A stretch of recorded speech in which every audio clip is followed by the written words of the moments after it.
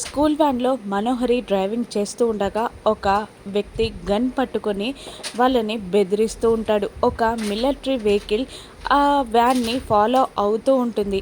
మరోవైపు టెర్రరిస్ట్ల వ్యాన్ కూడా ఫాలో అవుతుంటుంది. హెలికాప్టర్లో అమరేంద్ర వాళ్ళని కాపాడడానికి వస్తూ ఉంటాడు. ఇక టెర్రరిస్ట్ ఆ వ్యాన్లో ఉన్న రౌడీకి కాల్ చేస్తాడు. చెప్పండి బాస్ అని అంటూ ఉండగా, నువ్వు ఆ వ్యాన్లో నుండి దూకేయ్, నువ్వు దూకేటప్పుడు ఆ వ్యాన్లో వాళ్ళకి బాంబు ఉందని కూడా చెప్పి దూకేయ్ అని టెర్రరిస్ట్ బాస్ చెప్పగానే అలాగే అని అంటూ కాల్ కట్ చేసి ఈ వ్యాన్లో బాంబు ఉంది అని చెప్పేస్తాడు ఆ రౌడీ. దాంతో మనోహరి, బాగి, రాథోడ్, పిల్లలు, చంబా అందరూ షాక్ అవుతారు. బాంబా ఎక్కడ అని మనోహరి చాలా షాకింగ్గా అడుగుతూ ఉండగా, నీ కాళ్ళ దగ్గరే ఉంది అని ఆ టెర్రరిస్ట్ చెప్పేస్తాడు.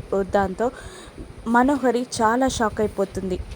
అది స్పీడ్ బాంబ్, స్పీడ్ తగ్గిందనుకో అది పేలిపోతుంది అని ఆ టెర్రరిస్ట్ చెప్పి బయటికి దూకేస్తాడు.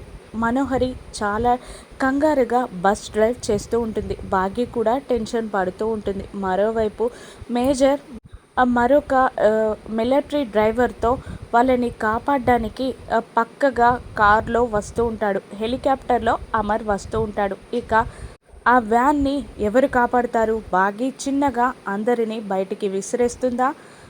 హెలికాప్టర్లో వస్తున్న అమర్ ఫ్యామిలీని కాపాడుకుంటాడా? ఈ బాంబ్ దాడికి మనోహరి బలవనుందా? రానున్న ఎపిసోడ్స్లో చూద్దాం. Thank you for watching.